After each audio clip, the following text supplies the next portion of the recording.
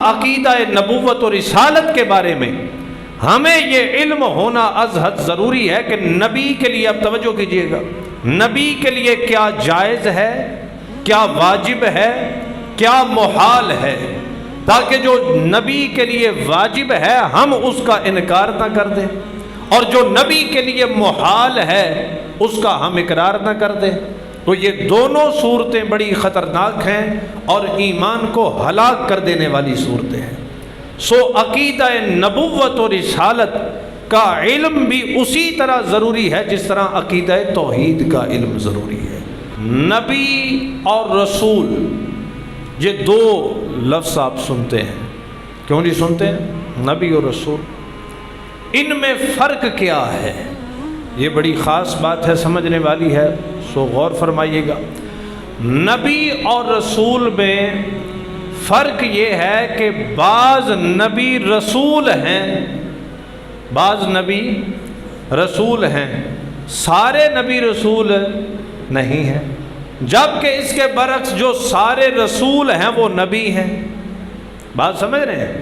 میں again repeat کرتا ہوں تاکہ تھوڑا سا آپ بات کو سمجھ لیں۔ بعض نبی رسول ہیں جبکہ سارے رسول نبی ہیں۔ ان میں فرق کیا ہے؟ اس پر محققین علماء نے بڑی تفصیل سے کلام فرمایا۔ میں اس کا خلاصہ آپ کی خدمت میں عرض کر دیتا ہوں۔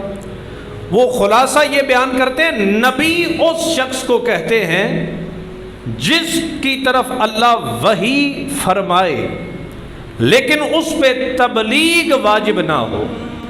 رسول اسے کہتے ہیں کہ جس پہ اللہ وحی کا نزول بھی فرمائے اور اس پہ تبلیغ پہنچانا بھی کیا ہو؟ فرض ہو، ضروری ہو، اسے رسول کہتے ہیں۔ دوسرا فرق، نبی اس شخص کو کہتے ہیں جو کسی رسول کی شریعت کا متبع ہوتا ہے، الگ سے اس پہ اللہ کوئی دین، کوئی کتاب، کوئی شریعت نازل نہیں فرماتے۔ اس کے برعکس رسول وہ ہے جسے اللہ رب العزت بطور خاص دینی احکامات کے ساتھ مبعوث فرماتا ہے۔ تو یہ نبوت اور رسالت کا فرق ہمارے ذہن میں ہونا چاہیے تاکہ جب یہ لفظ بولیں تو ہمیں پتہ ہو نبی اور رسول میں فرق کیا ہے۔